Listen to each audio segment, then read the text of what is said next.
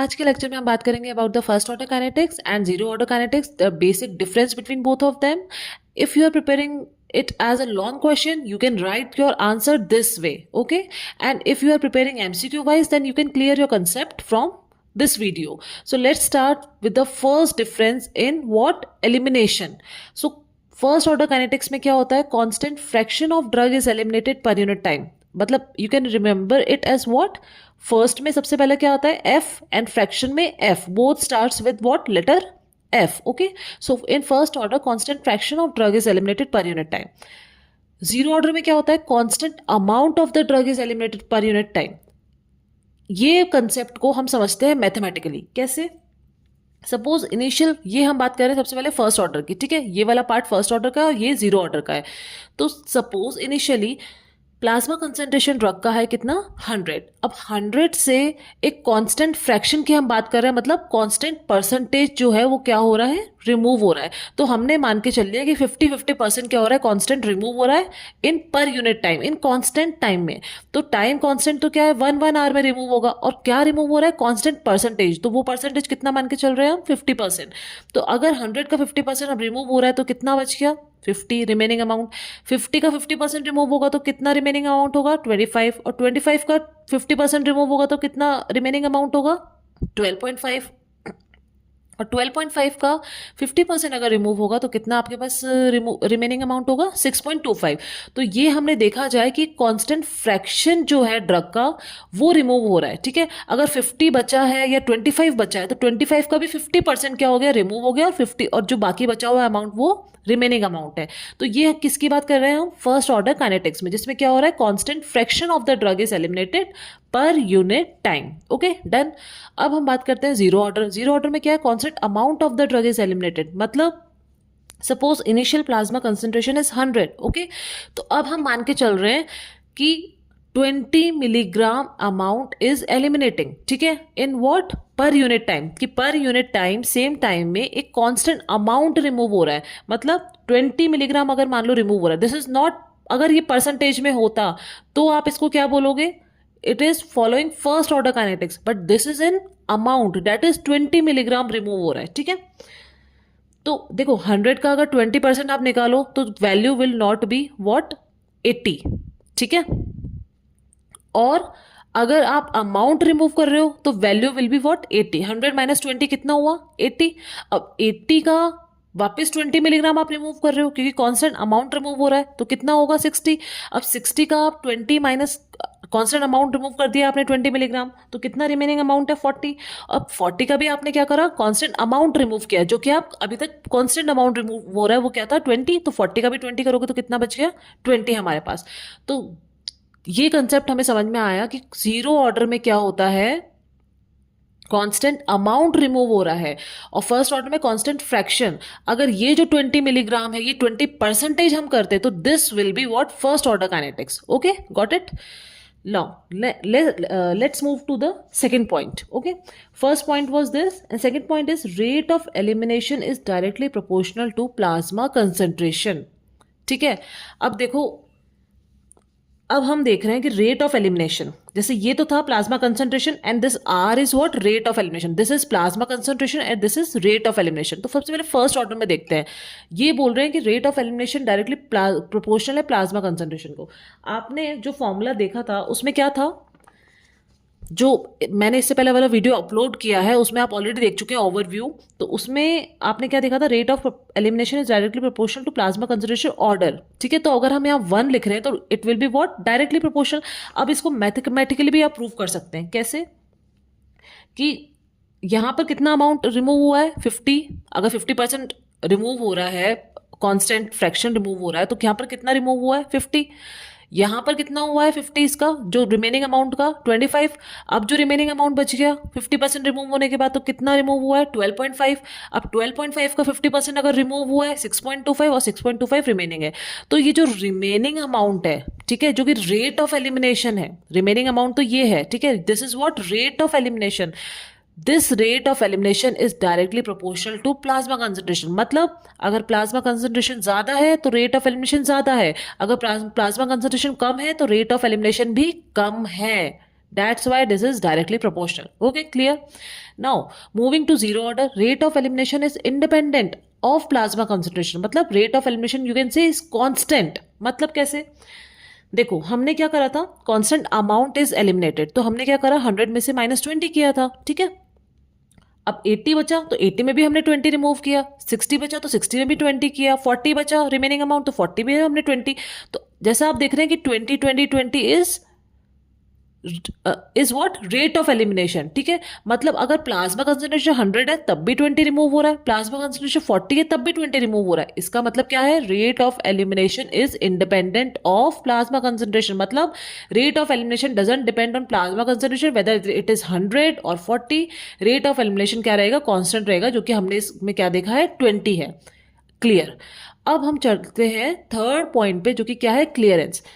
तो इन first order kinetics clearance remains constant, ठीक है। कैसे क्लियरेंस कांस्टेंट है, सबसे पहली बात तो ये हमें समझ में आनी चाहिए कि व्हाट इज क्लियरेंस। तो क्लियरेंस क्या होता है, it is amount of plasma completely cleared of a drug per unit time. तो clearance is rate of elimination divided by plasma concentration. Rate of elimination क्या है, 50, 25, 12.5, 6.25। प्लाज्मा कंसंट्रेशन क्या है, 100, 50, 25, 12.5। तो अगर मैं रेट ऑफ एलिमिनेशन को डिवाइड कर दूं ये प्लाज्मा कंसंट्रेशन से, तो मेरे को क्या मिल जाएगा, क्लियरेंस। तो अगर आप फर्स्ट ऑर्डर में इसको डिवाइड करके देखोगे, रेट ऑफ एलिमिनेशन जैसे 25 है तो प्लाज्मा कंसंट्रेशन क्या था 50, तो 50 से डिवाइड कर दिया तो क्या आया, हाफ। यहाँ पर क्या आया, हाफ, 1/2। 25 है, रिमूव कितना हुआ 12.5, और प्लाज्मा कंसंट्रेशन क्या था 25, तो क्या आया अमाउंट 1/2। रेट ऑफ एलिमिनेशन कितना है 6.25, प्लाज्मा कंसंट्रेशन क्या है 12.5, आपने डिवाइड किया तो क्या आया 1/2। क्या इससे आपको देखने को मिला कि जो क्लियरेंस है that is constant in what, first order kinetics. आ गया समझ में। लाइक आप जब क्लियरेंस का फॉर्मूला अप्लाई करेंगे, rate of elimination divided by plasma concentration, it means clearance constant है, चाहे रेट ऑफ एलिमिनेशन कुछ भी हो, ठीक है। रेट ऑफ एलिमिनेशन डिक्रीज हो रहा है विद प्लाज्मा कंसंट्रेशन, लेकिन clearance is constant. This is the third important point of what, first order kinetics. Coming to zero order, clearance is more at low concentration and less at high concentration. मतलब कैसे, देखो यहां पर clearance क्या होगा, rate of elimination क्या था हमारा 20, सब रेट ऑफ एलिमिनेशन सब में कांस्टेंट है हमारा, क्योंकि इंडिपेंडेंट है प्लाज्मा कंसंट्रेशन का। तो प्लाज्मा कंसंट्रेशन जो वेरी कर रही है 100 से 20 तक, आप जब डिवाइड करेंगे रेट ऑफ एलिमिनेशन को 20/100, 20/80, 20/60, 20/40, तो क्या आएगा 0.20। 20/80 क्या होता है 0.25, 20/60 0.33, 20/40 0.50 and 20/20 1। It means what? Clearance is more at low concentration. Low concentration पे क्लियरेंस क्या है, ज्यादा है, and less at high concentration. और जो हाई प्लाज्मा कंसंट्रेशन ज्यादा है तो क्लियरेंस क्या है, लो है, और प्लाज्मा कंसंट्रेशन कम है तो क्लियरेंस क्या है, ज्यादा है। That means clearance is inversely proportional to plasma concentration in zero order reaction. Understood. Now, coming back to the next point, that is half life. Again, half life बहुत important है, ठीक है। This is a very important differentiating point between the two. तो half life का अगर हम देखें कि half life constant है किसमें, फर्स्ट ऑर्डर में। देखो कैसे, half life यहाँ पे क्या है 1 आवर। यहाँ पर जब 50 से 25 हो रहा है तब भी 1 आवर है, जब 25 से 12.5 हो रही है ड्रग अपने कंसंट्रेशन की हाफ हो रही है तब भी 1 आवर है, 12.5 से 6.25 हो रही है तब भी 1 आवर है। तो इसका मतलब क्या है, हाफ लाइफ रिमेन्स कांस्टेंट, ठीक है। जीरो ऑर्डर में क्या है, देखो जब ड्रग अपनी कंसंट्रेशन की 100 से 50 हो रही है तो 50 will lie where, somewhere here between 40 and 60, यहाँ 50 होगा, ठीक है। तो 100 से 50 जब ड्रग हो रही है, इसको बात को समझने की बहुत like you should try to understand कि 100 से जब ड्रग 50 होगी उसको हम क्या बोलेंगे कि ड्रग अपनी कंसंट्रेशन की हाफ हो रही है। हाफ लाइफ के बारे में क्या होता है कि वो टाइम जिस समय ड्रग अपनी कंसंट्रेशन की हाफ हो रही है। तो 100 से 50 कब हो रही है, 1, 2 एंड दिस हाफ, तो कितने टाइम में हो रही है, इट इज टेकिंग 2.5 आवर्स, ठीक है। अब ड्रग अपनी कंसंट्रेशन की 80 to 40 कब हो रही है, 1 और 2 आवर्स में हो रही है, ठीक है। ड्रग अपनी ये 60 से 30 कब हो रहा है, 30 will lie between somewhere between 20 and 40, ठीक है।